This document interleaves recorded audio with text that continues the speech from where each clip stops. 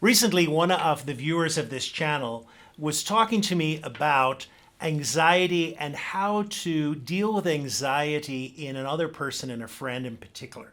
And they said, I'd love if you did an episode around that issue. So today we're going to explore the question, what do you say to someone who has anxiety?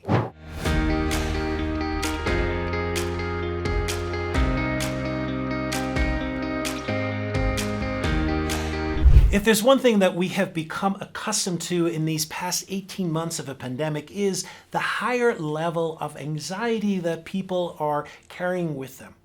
And I'm sure many of us have friends in our lives who are feeling very anxious. And the thing that we want to do is to really reach out and to help them. But there comes the confusion. What should I say? What's the appropriate thing? And today we're going to explore 7 different areas that will help you explore what should you say to a dear friend who's suffering from anxiety. The first area is what I call recognize the fight or flight. When a person feels anxious, their body has begun to react to the anxiety around them. And as human beings, we are made with one purpose in mind, and that purpose is to survive. In fact, we're very sophisticated.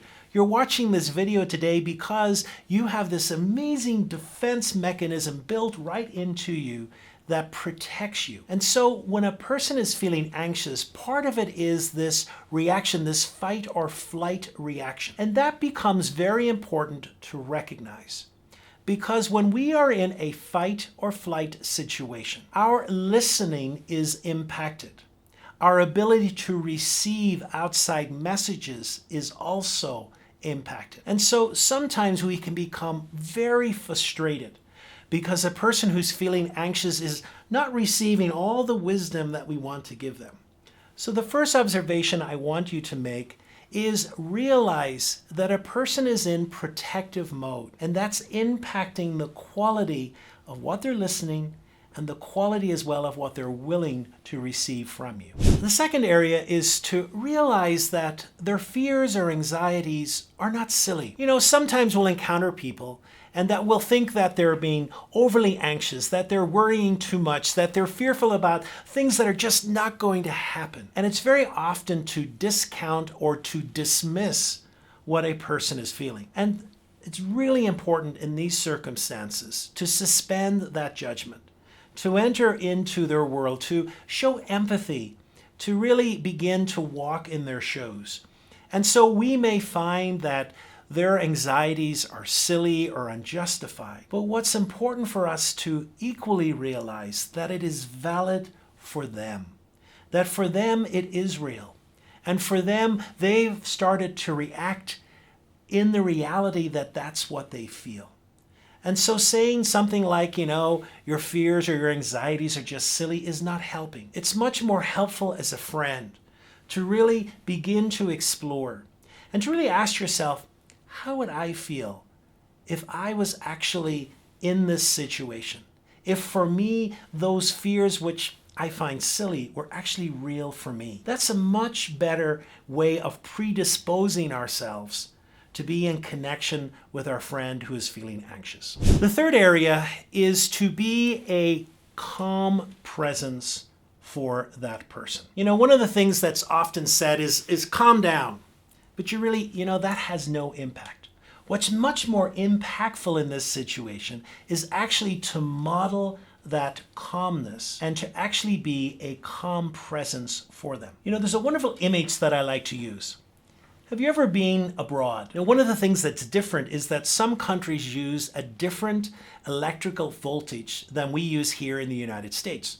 Now, if we don't understand this, it can get us into a lot of trouble. Believe me, I have blown up shavers. My sisters have blown up hair dryers because they didn't understand this simple principle. But what we have to try and act is to become a step-down transformer. So if you imagine your friend who is feeling anxious, and so all of a sudden the anxiety is here. It's at a very high level. And what we have to try and do through our presence is to be much more calmer. And what's been shown is that calmness has an impact. It actually can become contagious. The person can catch our calmness and begin to lessen some of their anxiety. So the third point is to be a calm presence and to sit with them in that calmness through their anxiety, because that will have an impact. The fourth area to consider is letting the person have time. You know, when a person feels anxiety, one of the pressures they feel is that they need to get over it very quickly. They have this perception that other people are not able to understand their anxiety and other people are impatient with them. And this increases the pressure and actually adds to their level of anxiety and ratchets it up an extra notch. One of the important things we can say to a person who is feeling anxious is, take your time. It's okay.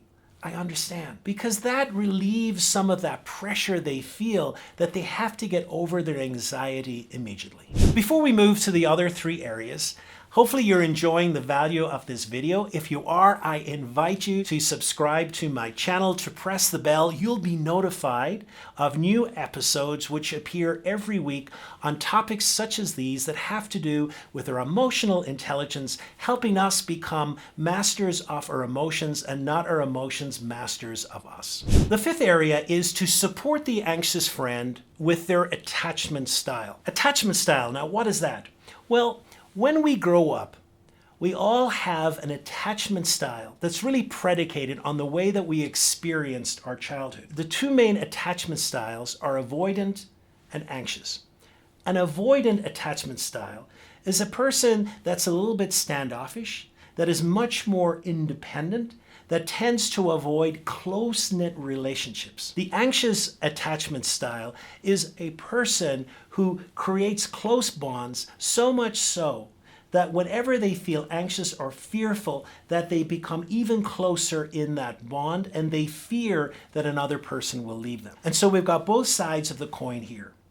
If your friend is an anxious style, then one of the things they need in the midst of their anxiety is emotional support. What they're looking for is the understanding that you're not going to leave, that the understanding that you are there for them, that the understanding that you support them. If a person has an avoidant attachment style, one of the things that's been shown to be incredibly helpful in that situation is to offer them some logical conversation around the anxieties that they're feeling, and to help them perhaps view them in a different light, to help them logically see that perhaps some of the anxieties they're feeling are unfounded.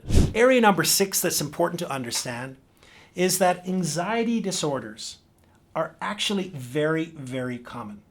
You know, in our country, unfortunately, we really don't have a healthy relationship with being able to express mental health issues. And anxiety disorders are much more common than we think.